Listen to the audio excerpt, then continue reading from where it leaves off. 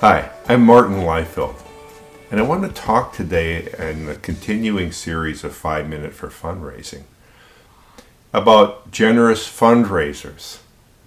That we as fundraisers, as volunteer fundraisers, as paid employees, staff fundraisers, as presidents, as executives of these important not-for-profit organizations, we should be generous ourselves. We should lead by example by being philanthropic. And if we're not philanthropically inclined, we should work at it by making meaningful contributions to our organizations. Gifts of greater significance. By so doing, it will deepen our commitment. It will strengthen our passion and our attachment to our organizations. It will be so much more persuasive and compelling, knowing that this is not just a mere conversation about an organization that we are hired hands for. No, this is an organization we care so deeply about. We are investing what we can in the organization ourselves.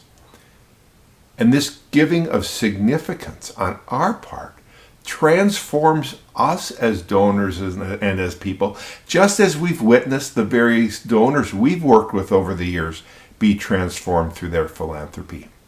We become better for it. And we are challenging by our generosity to our staff members, to our fellow employees, to our fellow volunteers and board members. We encourage them by our philanthropy, but we challenge them too. And of course, we challenge donors and prospects. And what this helps us to do is it brings additional benefits to our donors. Because we, having gone through the development fundraising cycle ourselves through these generous acts of giving in support of our organization, it sensitizes us further to what it is the donors and prospects that we're engaged with are going through in order to come to terms with the kind of gift requests we're asking of them. Because for us ourselves to make gifts of greater significance, we have to consider carefully the financial implications for our family, for our future. We have feelings ourselves about risk, about giving this money away and the consequences that might come our way. And we have to deal with all these things ourselves. And it makes us better able to both sympathize with what our donors and prospects are going through in response to what we ask from them. But it also helps us lead them because we understand it and we've been there ourselves and we've worked through it ourselves.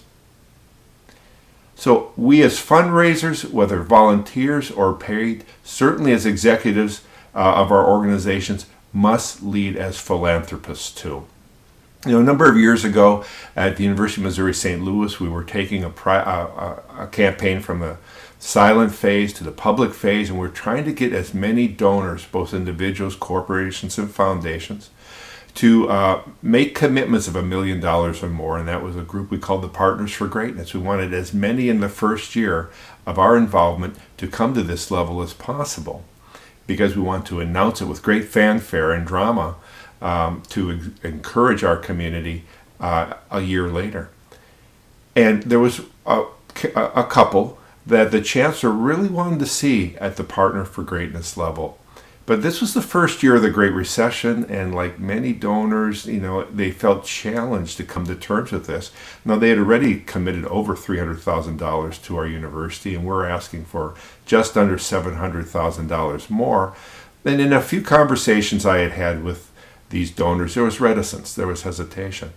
But simultaneously, while working with Chancellor Tom George and his wife, faculty member Dr. Barbara Harbach, on their gift, through a commitment to long-term ongoing giving, deferred giving, and other contributions, we were able to fashion a gift with them and then announce it at over $2 million, unheard of on the part of a chancellor and his wife. Well, this astounded and riveted our community. And I must say, when I returned to those donors and said, look at what our chancellor and his wife, Dr. Harbach, are doing. They're doing twice what we're asking of you.